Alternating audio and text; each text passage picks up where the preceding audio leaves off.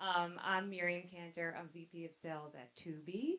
And if you haven't heard of Tubi, we are the largest free TV and movie streaming service in the United States. And, we have just a quick plug. We have 81 million monthly active users, over 250,000 titles. And just to really tie it back to today, we over index big on multicultural audiences, Black and Hispanic.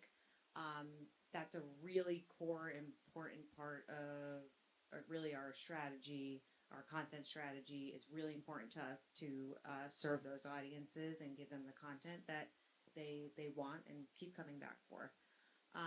So that's Tubi, and that's me. I've been there for 7 years. And now I will let Rachel and Alex introduce themselves. So I'm Rachel Ooms. I work here at Crossmedia. I'm executive client director with a book of clients, but I'll just name a few, which is Newell, Rubbermaid, American Cancer Society, Sub-Zero, a bunch of others. I've been at Crossmedia for about 6 months, and what I will just tell you is that I came here for a variety of reasons. I've worked in the industry for about 25 years and worked at holding companies and worked at independent agencies. And what was really appealing about Crossmedia is, one, it's diversely owned. There was an amazing group of women and leadership team, and they are doing really great work. We are doing really great work for clients here. So I was thrilled to come, and I'm thrilled to have this conversation. And I'm glad that you're here in our space and you get to enjoy this view. Hey everyone, I'm Alex Wang. I'm currently brand marketing director for Maybelline New York. I've been on the brand since March of this year, 2024. And before that, I've been working on brands such as Garnier and Sally Hansen. I actually started my career in finance for about 6 years before I decided to make a pivot specifically to work on inclusive marketing campaigns. So this is very much near and dear to my heart. In the past, I've worked on partnerships for the LGBTQ community with GLAAD, and now I'm forging a relationship with an organization called Gold House to help uplift the AANHPI community, Asian American, Native Hawaiian, and Pacific Islander, for anyone who's unfamiliar with the acronym. So super excited to be here. So many acronyms. So thank you for explaining that one. So we can just jump right into the questions here. Alex, I'm going to start with you. So what role do insights play in identifying the needs and desires of diverse audiences? And can you share some examples of that? Yeah, definitely. I would say insights really need to lead the way. And it actually, I think that the best practice to remain authentic is really with inclusive teams. I think ensuring that you have team members who are organically part of the communities that you're aiming to serve is a way to ensure that you show up in an authentic way to your audience, and that it isn't viewed as a form of pandering or let's say like rainbow capitalism, for example. With that, we of course will have brainstorming sessions to understand like what the issues are for our communities, but then really rely on the data analytics to ensure that we can back it up and scale it in a way that will resonate accurately. And I think one example of this was specifically the work that we're doing now with Garnier and now Maybelline New York in reaching the NHPI audience. Interestingly, I think oftentimes when it comes to inclusivity, this community is left out of the conversation or is not thought of top of mind.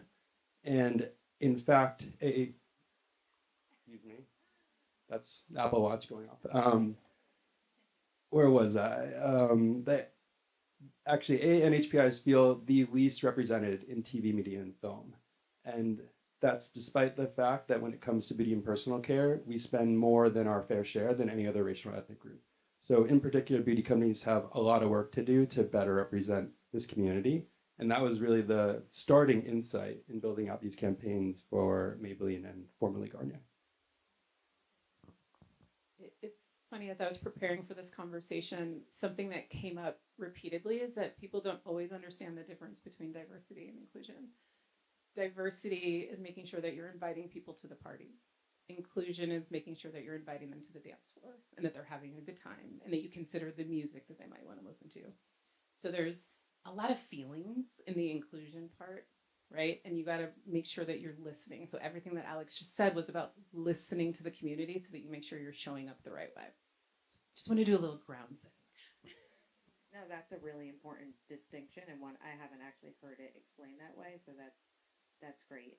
And same question to you. You know, what role do insights play in identifying those Yeah, diversity? I mean, it's so important, right? And you think about inclusion can be um, what language you speak to an audience in, right? Are you showing up the right way? Is your website ADA compliant?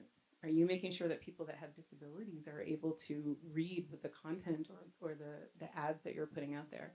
Crossmedia has, I recently heard that won a pitch because one of the points in the conversation was that question.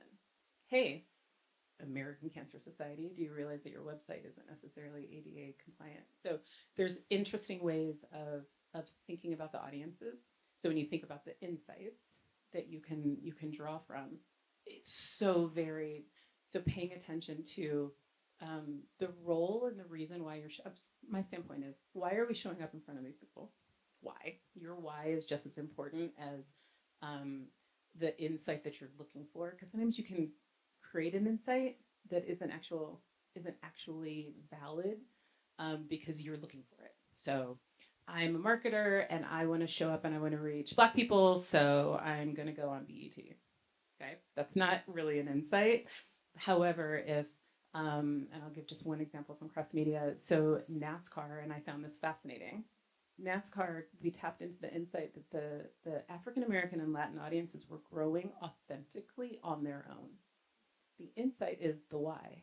The why was it's because of clothing and fashion. Because the NASCAR jackets, right, have so many brands on them, and it was breaking into the hip hop and R&B communities. So NASCAR recognized that they had been wanting to get into those audiences. How do we authentically grow and show up? They started showing up in Chicago and outside of really urban areas and having events and having races for people that were primed and ready. They were already casual NASCAR fans. They weren't like really into it. They got invited to the party, and then they got told, "We want you here, and we want you to dance with us." So it's really good. Yeah, that's interesting, and that's one maybe you weren't expecting, right? That kind of. So things are changing a lot. You know, needs are changing a lot. So what are some of the challenges that you face in creating these inclusive marketing campaigns? I feel like the biggest problem is, how do you build all the creative for all the people that you want to talk to? How do you show up authentically to every single person that you want to talk to? What's happening is people find the lowest common denominator, and then sometimes your message gets whitewashed because you are trying to reach too many people. So really ensuring that all the stakeholders within the organization understand the need to be targeted, to be specific, and sometimes you have to make decisions. We're going to focus on the PI community. We're going to focus here, but where are you going to put your focus? It becomes a priority because you can go 1,001 different directions, right? You want to reach everyone. And then I go back to understanding your why. If you know why you're reaching out to an audience, it's easier to distill it down. And I think just to add to that, a great example is actually on Maybelline. Fit Me is the largest face franchise, but it's also known for being incredibly inclusive. Actually, one of the first face franchises, if not the first, to have 40 shades at mass, which was truly revolutionary at the time. And so I think another way that we try to show up is to find the universal truths. It doesn't always have to be a distinctly unique insight for every single community. And so, for example, with foundation, a challenge we've been having is across the nation, foundation usage has declined. But at the same time, we then want to lean in on what is it that everyone is truly looking for. And that's one, a really accurate shade match. And then two, something that is affordable but still performs. And so instead of, again, crafting a unique insight for every single sub-community, we found that universal truth and then worked with creators across many different communities to reach those audiences so that you're still able to scale, but ensure that you're speaking exactly what your audience is looking for. That was going to be my question to you, is that it can be super niche then. So how do you not pigeonhole yourself and make it really a broad campaign, but it sounds like you're able to do both with finding that. Definitely. Measuring ROI, always interesting. So how do you measure the success of your inclusive marketing initiatives? Yeah. So I think there's a few different ways, and having a finance background of course, everyone's first going to look at sales. How are you driving dollars? And while that's a nice metric to pay attention to, I think there's actually a couple more that are much more important when it comes to measuring the success of your actual messaging and how your campaign is being perceived. So in general, we've definitely looked at reach awareness of our campaign, but specifically, what is the positive sentiment and what is the actual conversation being had? I think nowadays, pouring through the comment section is so important. You can get tons and tons of insights on how people are perceiving and perceiving your content. And if they don't like it, they'll definitely let you know. So it's the best place to take a look. But I think actually the most important thing in order to understand how successful your campaign is how much you're learning. Because in the grand scheme, we're all still experimenting and trying to understand the best way to reach our diverse audiences and ensure that not only they're represented, but that they are truly included.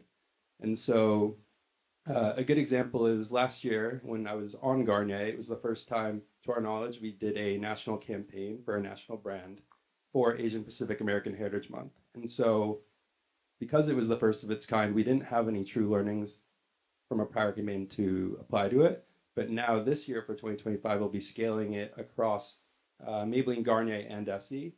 And so we can use the learnings to understand how to design those campaigns better. What was an interesting learning from that? Something that surprised you? Anything? I think a key learning was just how I think in general, we're moving towards a much more niche landscape. And at the core of it for this community is that they are not a monolith. So often when you think of the Asian community, you think of people who are typically East Asian, fair skin, black, long hair, and that's very much not the case. And so it was very core to our campaign in 2024 to represent that diversity. That being said, like there were still opportunities for us to do even better. And so hopefully you'll see the campaign in 2025, but it'll be clear that that has been truly applied. I think one of the things that we measure on the agency side is we look at engagement. So we try to set up, we have a group here at Crossmedia called Fabric that is helping us design inclusive and diverse campaigns from day one. So we're not tacking it on afterwards and trying to learn. One of the things that's really important is setting up really clear A/B tests. Okay, so we're reaching these audiences. Let's show them a fairly generic message. Let's show them a message that might be more customized, or we did a different level of targeting, or what might it be. But engagement, like it's not enough to only measure sales as much as our clients might want us to.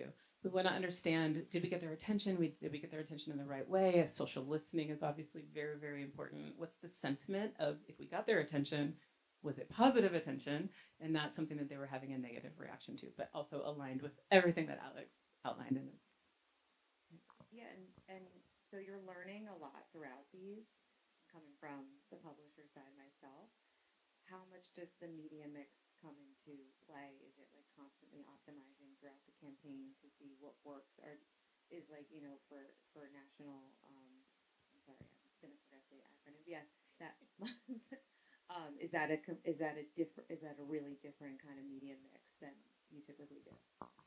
Yeah, definitely. We're working with our media agency to understand how each community engages with different forms of media. So, I mean, it could be it doesn't have to be specifically an HPI community, but some will lean in much more on using TikTok or using Instagram or even Reels versus in-feed. And then that really will help you design your ultimate tactics and how you want to bring it to life.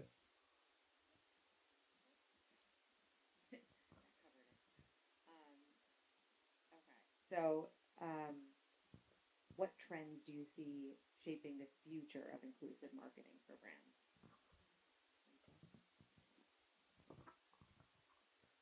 It's become table stakes. It feels like that there's just an understood, if you want to grow, you're going to have to be diverse in some way, shape, or form. So the conversations are no longer should we.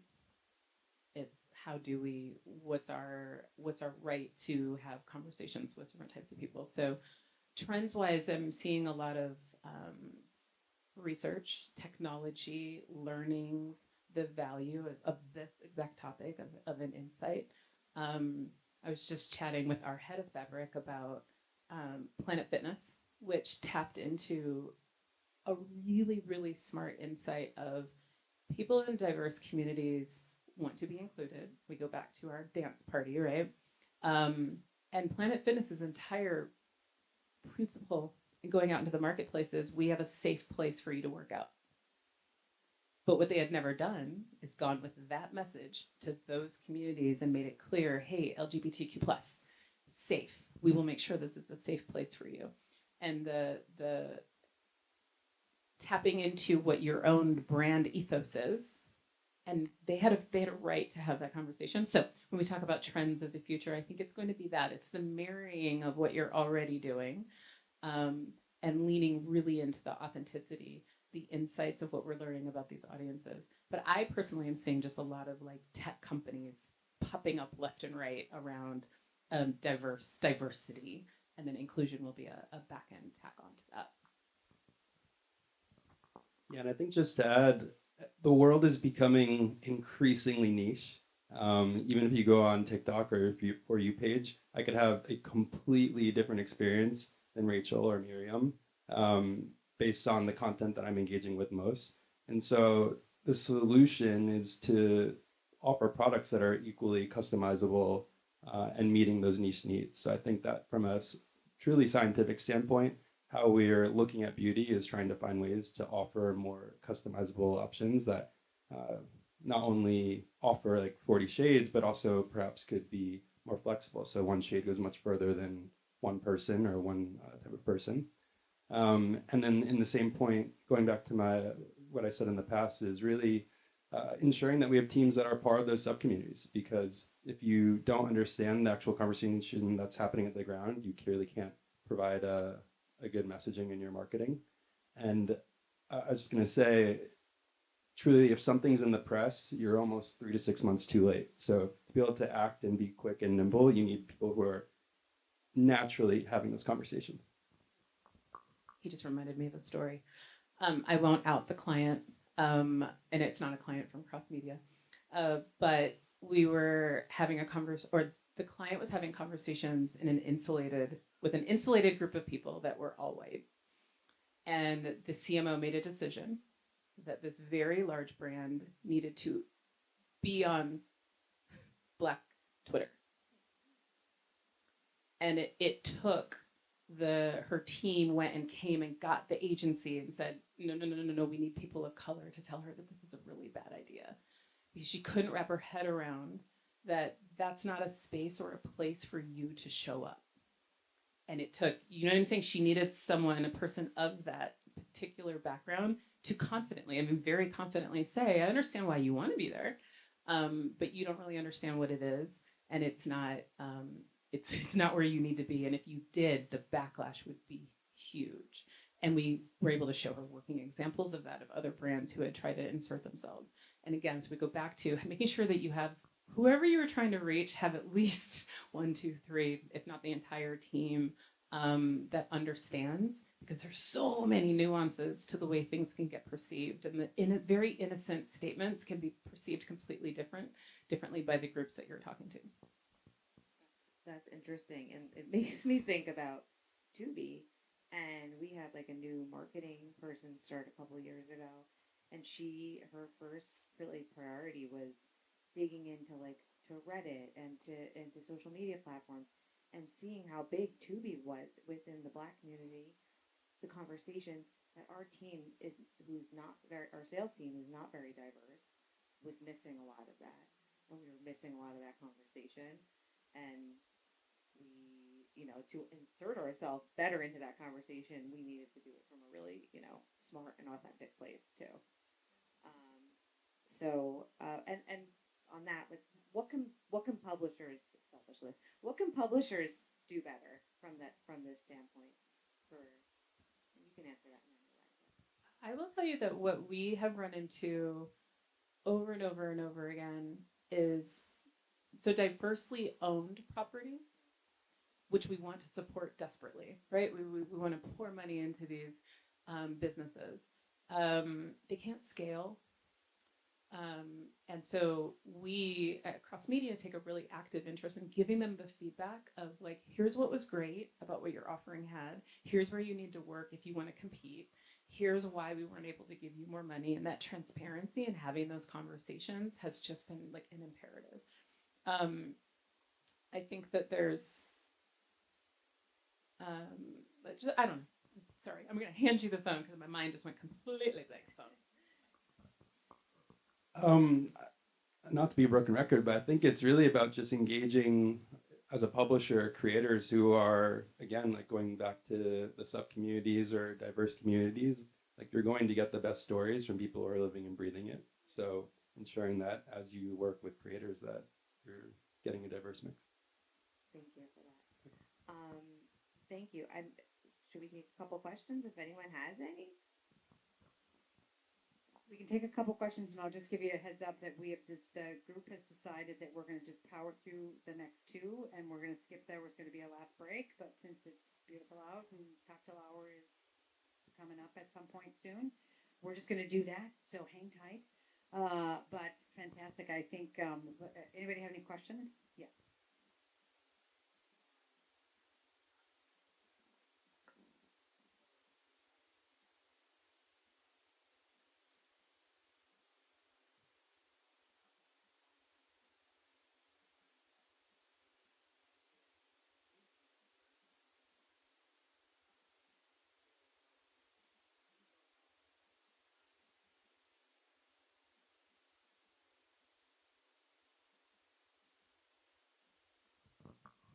One of the ways that we've addressed this is by helping build content that the advertiser might feel is a safer place for them to show up. So rather than just running across every piece of content that they have, if the brand filter would block it.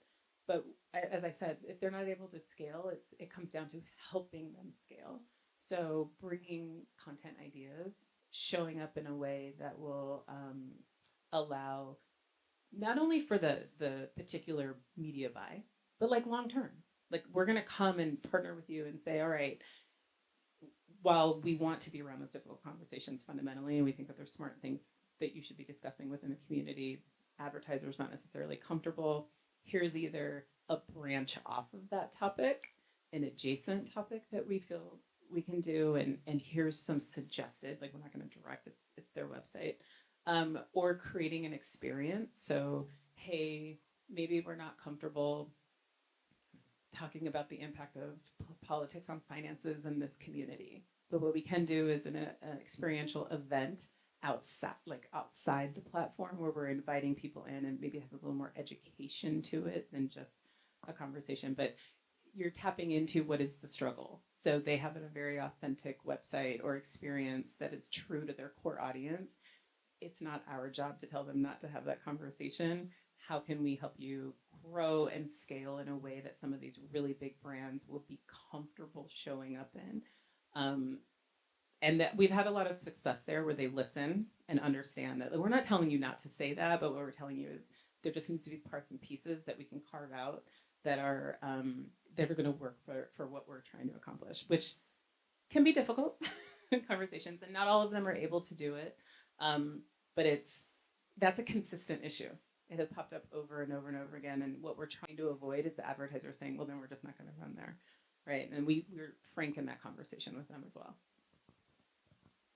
And I can't, speak to it from a publisher standpoint, but from a marketing standpoint in general, I would say a personal belief of mine is not every brand needs to speak to every single moment or cause. You really need to be thoughtful and choose the ones that, one, make sense for who's on your team, as well as what makes sense for your audience. Because otherwise, a quick and easy way to alienate your base is to speak to a moment that they don't care about or disagree with. At the same time, I think, again, from a personal standpoint, it takes people who are willing to push the needle to speak to some of these moments. Just because those on a team may find it uncomfortable doesn't mean it's an immediate no. And there's an opportunity also to educate the people you work with.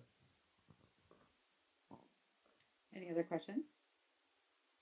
A couple takeaways, which I think your metaphor is awesome. Being invited to the party is step one, but being asked to dance is a whole different thing. And when you ask the measurement question, I couldn't help but think it would be interesting to create specifically create some metrics around those two things, which would have to do, with sentiment and some, engagement, but a little bit deeper and all of that. So I think that would be really amazing. And I think the other theme that, came up here, which I think is also true in all marketing, which is again one of the factors that's making it more complex, is micro communities. We are seeing in our media trends world, we are seeing, people are dropping out of the meta apps and going more into the micro apps, and their micro communities on their digital platforms and so forth. And so that, again, all marketing is multicultural marketing anyway, which is the mantra of ours, evidence by fabric and so on. But being able to connect with these increasingly micro communities using data technology and smart targeting and just smart marketing is our jobs. So those are two really interesting themes, I think. All right. Well, thank you so much.